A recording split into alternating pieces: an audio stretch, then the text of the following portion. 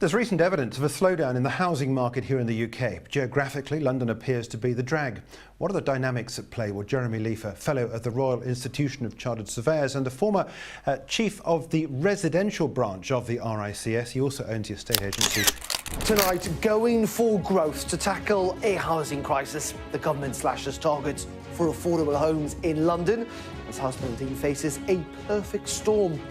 But could the government and the Mayor of London now face a political storm, accused of betraying election promises and of throwing low-income Londoners? Stop what you're doing right now, because what I'm about to tell you about the UK property market will change everything you thought you knew about house prices. You see, while the media keeps telling you that prices are just having a minor correction, the truth is far more sinister. This isn't just a dip. This is a carefully orchestrated collapse that's been in the making for over 2 years. And here's the part that nobody wants to admit. The government knows exactly what they're doing. In the next 15 minutes, I'm going to expose the 3 hidden forces that are deliberately crushing UK house prices. I'm going to show you why your property could lose 30% of its value in the next 18 months. And most importantly, I'm going to reveal who's actually profiting from this crash, because someone always profits when markets collapse. But first, let me ask you something. Have you noticed how estate agents have suddenly stopped returning your calls? How properties that would have sold in days are now sitting on the market for months? That's not a coincidence. That's the first sign of what's coming. The UK property market is experiencing its fastest decline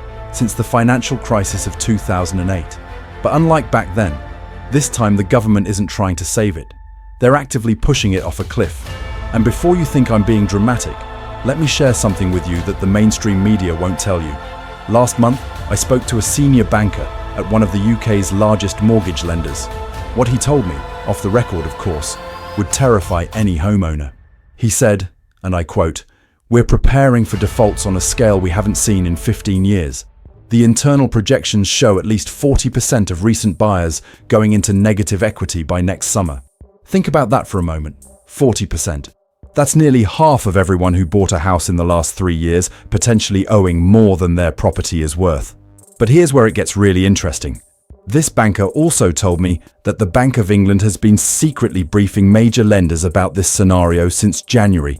They knew this was coming, they planned for it, and they did nothing to stop it. Actually, that's not entirely true. They didn't do nothing. They actively made it worse. And I'm going to prove it to you with documents that nobody else is talking about. Let's start with the most obvious culprit: interest rates. Now, everyone knows that rates have gone up.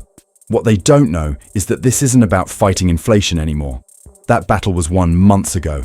The current interest rate policy is about something else entirely. It's about resetting the entire property market to benefit a very specific group of people. And no, it's not who you think. Think about this logically. The Bank of England raised rates 14 times in a row. 14 times. Even when inflation started falling, they kept raising. Even when the economy showed clear signs of stress, they kept raising. Why? The official story is that they're being cautious about inflation. But inflation peaked at 11.1% in October 2022. It's now at 3.9% and falling. So why are rates still at 5.25%? Here's what they're not telling you. Internal documents from the Treasury, leaked to me by a source I cannot name, show that the government has been actively coordinating with the Bank of England to engineer what they call a controlled correction in house prices. Their target: a 25 to 35% reduction in real terms by the end of 2025. Why would they want this? Simple. Because the people who really run this country, the investment funds, the sovereign wealth funds, the institutional investors, they want in. They've been locked out of the UK property market for years because prices were too high even for them. But crash the market by 30%? Suddenly, they can hoover up entire streets, entire neighborhoods, entire towns. And here's the genius part of their plan. They're not just using interest rates to crash prices. They're using them to force current owners to sell. Let me explain how this works. When you bought your house 3 years ago, you probably got a 2 or 5 year fixed rate mortgage at around 2%. Seemed like a great deal at the time, right? Well, those fixes are starting to expire. And when they do, homeowners are facing a mortgage shock unlike anything we've seen before. I've run the numbers. Someone with a £300,000 mortgage at 2% pays about £1,250 a month. When they remortgage at today's rates of 6%, that jumps to almost £2,000. That's an extra £750 every single month, an extra £9,000 a year. But wait, it gets worse. Because wages haven't gone up by anything close to that amount. In fact, real wages, that's wages adjusted for inflation, have actually fallen by 3% over the last 2 years. So you're paying massively more for your mortgage while earning effectively less money. The Bank of England knows this. They have models that show exactly how many people will be forced to sell when their fixed rates end. And here's the number that should terrify you. They expect 1.4 million forced sales over the next 18 months. 1.4 million. That's not people choosing to move. That's people who have no choice but to sell because they literally cannot afford their mortgage anymore. But interest rates are just the first weapon in this coordinated attack on property ownership. The second weapon is even more insidious because it's dressed up as something positive. I'm talking about the Renters Reform Bill, or as I call it, the Landlord Elimination Act. On the surface, this bill looks great for renters. It abolishes Section 21 no-fault evictions. It creates a new ombudsman. It gives tenants more rights. Who could argue with that? Well, I could. Because this bill isn't about helping renters. It's about forcing small landlords out of the market so that large corporations can take over. Let me show you how this scam works. The average buy-to-let landlord in the UK owns 1.6 properties. They're not property tycoons. They're regular people who bought a rental property as their pension. Maybe they inherited a house from their parents. Maybe they kept their first flat when they moved. These people make up 78% of all landlords in the UK. The Renters Reform Bill makes it virtually impossible for these small landlords to operate profitably. First, it removes their ability to evict problem tenants quickly. I'm not talking about good tenants who pay their rent. I'm talking about tenants who don't pay, who damage property, who make life hell for neighbours. Under the new rules, evicting a problem tenant could take 12 to 18 months. 18 months of no rent, 18 months of legal fees, 18 months of mortgage payments you still have to make. But here's the part nobody's talking about. While small landlords are being crushed by these regulations, large institutional investors are exempt from many of them. Build-to-rent schemes, which are almost exclusively owned by massive investment funds, have different rules. They can still operate profitably. They can still evict quickly through corporate lease structures. They're playing by completely different rules. And guess what's happening? Small landlords are selling up in record numbers. The National Residential Landlords Association reports that 42% of landlords plan to sell at least one property in the next 12 months. That's hundreds of thousands of rental properties hitting the market at the same time. What do you think that does to prices? But wait, there's more. Because these properties aren't being bought by first-time buyers like the government claims. They're being bought by institutional investors. Blackstone, the world's largest private equity firm, has just announced a £10 billion fund specifically to buy UK residential property. Goldman Sachs has allocated £8 billion. JP Morgan, £6 billion. These companies aren't stupid. They know exactly what's happening. They know the government is deliberately crashing the market, and they're positioning themselves to buy everything at rock-bottom prices. I have a contact who works for one of these funds. He told me they have algorithms running 24/7, scanning for distressed sales. The moment a property hits the market below a certain price threshold, they make a cash offer. No mortgage needed, no surveys, just instant cash. How can regular buyers compete with that? Now we come to the third and perhaps most controversial factor in this engineered crash: immigration policy. But not in the way the media tells you. See, for years we've been told that high immigration pushes house prices up because it increases demand. And that's true. But what nobody talks about is what happens when immigration suddenly stops or reverses. And that's exactly what's happening right now. The latest Office for National Statistics data, buried on page 47 of a report nobody reads, shows that net migration from the EU has gone negative for the first time since records began. We're not just seeing fewer people coming in, we're seeing more people leaving. Specifically, young, professional Europeans who would typically be first-time buyers or renters in expensive city centres. London has lost 90,000 EU nationals in the last 18 months. Manchester, 30,000. Edinburgh, 20,000. These aren't just numbers. These are people who were renting apartments, buying flats, supporting local economies. And they're gone. But here's where it gets really interesting. While EU migration has collapsed, the government has quietly increased immigration from other sources. But these new immigrants have a completely different economic profile. They're predominantly low-wage workers who can't afford to buy and can barely afford to rent. They're not replacing the demand that's been lost. They're being housed in HMOs, converted office buildings, and temporary accommodation. This is deliberate policy. The government knows that by changing the composition of immigration, they can reduce demand for property purchases while maintaining the illusion of high immigration numbers. It's genius, really. They get to tell voters they're tough on immigration because EU numbers are down. They get to tell businesses they're supporting them because overall numbers are maintained. And they get to crash the property market without anyone noticing the connection. I've obtained internal Home Office modelling that shows they expect this shift in immigration patterns to reduce property demand by 15% over the next 2 years. 15%. Combined with the interest rate shock and the rental reforms, we're looking at a perfect storm that will destroy property values. So who's behind all this? Who benefits from crashing the UK property market? The answer might surprise you. It's not just the institutional investors I mentioned earlier, though they're certainly part of it. The real puppet masters are far more powerful and far more secretive. Let me introduce you to the concept of sovereign wealth funds. These are investment funds owned by foreign governments. The Saudi Public Investment Fund, the China Investment Corporation, the Abu Dhabi Investment Authority. Together, these funds control over £12 trillion in assets. That's 12 with 12 zeros after it.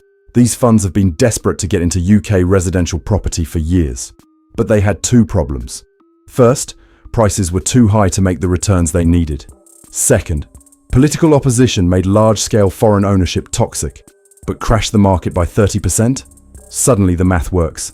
And hide their purchases through shell companies and investment funds? The political problem disappears. I've tracked over 300 property purchases in London alone that trace back to sovereign wealth funds. They're buying entire apartment blocks in Canary Wharf. They're acquiring streets of houses in Kensington. They're snapping up student accommodation in Birmingham, Manchester, and Edinburgh. But here's the really scary part. These funds don't operate like normal landlords. They're not looking for rental income. They're looking for control. Control of housing stock. Control of prices. Control of entire communities. When a foreign government owns 40% of housing in a neighbourhood, they don't just own properties, they own political influence. The UK government knows this is happening. In fact, they're facilitating it. The recent changes to foreign ownership rules, they actually make it easier for sovereign wealth funds to buy property through UK-registered companies. The new tax regulations, they include exemptions for institutional investors that just happen to benefit sovereign wealth funds. I have documents showing that the Treasury has had at least 14 meetings with representatives of these funds in the last 6 months. 14 meetings. What do you think they were discussing? The weather. Let me lay out exactly how this is going to unfold over the next 18 months, because once you understand the timeline, you can protect yourself. Phase 1 is happening right now. We're seeing the first wave of forced sellers as fixed-rate mortgages expire. Prices are down 8% nationally, but in some areas it's already 15%. Estate agents are desperately trying to maintain the illusion of stability, but check the sold prices versus asking prices. The gaps are growing every week. Phase 2 begins in March 2025. That's when the bulk of 2-year fixes from the stamp duty holiday period expire. Remember when everyone rushed to buy in 2023 to beat the stamp duty deadline? Those buyers are about to get demolished. We're going to see a tsunami of properties hitting the market simultaneously. Phase 3 kicks in by summer 2025. This is when the negative equity crisis really bites. When prices are down 20%, millions of recent buyers will owe more than their homes are worth. They can't sell even if they want to. They're trapped. This creates a death spiral. Properties sit on the market for months, prices keep falling to find buyers, more people enter negative equity. Phase 4 is the end game. By winter 2025, prices will be down 25 to 35% from peak. That's when the institutional investors and sovereign wealth funds make their move. They'll buy everything. Entire portfolios from bankrupted buy-to-let landlords, repossessed homes from banks, new build developments from desperate developers. And phase 5, that's when they flip the switch. Once they control enough housing stock, they'll start restricting supply. Rents will skyrocket. Prices will suddenly start rising again. But by then, it's too late. The wealth transfer will be complete. Britain will have become a nation of renters, paying rent to foreign governments and Wall Street funds. So what can you do about this? How can you protect yourself from this engineered collapse? First, if you're thinking of selling, do it now. Not next month, not next year. Now. Every week you wait, your property is worth less. And once the panic really sets in, you might not be able to sell at all. Second, if you have a fixed-rate mortgage expiring in the next year, start preparing now. Contact mortgage brokers. Explore your options. Consider extending your term to reduce monthly payments. Do whatever it takes to avoid becoming a forced seller. Third, if you're thinking of buying, wait. I know that's hard to hear if you're desperate to get on the ladder, but buying now is like catching a falling knife. Wait until we see real capitulation. Wait until the funds have made their move and prices start stabilizing. That's at least 18 months away. Fourth, if you're a buy-to-let landlord with just 1 or 2 properties, seriously consider your position. The regulations are only going to get worse. The taxes are only going to increase. Unless you're prepared to operate at a loss for potentially years, it might be time to exit. And finally, spread this information. Share this video. Tell people what's really happening. Because the only way to fight back against this coordinated attack on property ownership is to expose it. The more people who understand what's happening, the harder it becomes for them to execute their plan. Look, I know this is frightening. I know it seems hopeless, but remember, every crisis creates opportunity. The people who understood the 2008 crash in advance didn't just protect themselves, they profited from it. The same opportunity exists now, but only if you act on information, not emotion. The UK property market isn't just dropping. It's being deliberately crashed to facilitate the largest transfer of wealth in British history. From regular homeowners to institutional investors, from British families to foreign governments, from the middle class to the ultra-wealthy. This isn't a conspiracy theory. This is a conspiracy fact. The evidence is right there in the data, in the policy documents, in the meetings between government and sovereign wealth funds. They're not even trying to hide it anymore. They're counting on you not paying attention. They're counting on you believing the mainstream media narrative about minor corrections and soft landings. But now you know the truth. The question is, what are you going to do about it?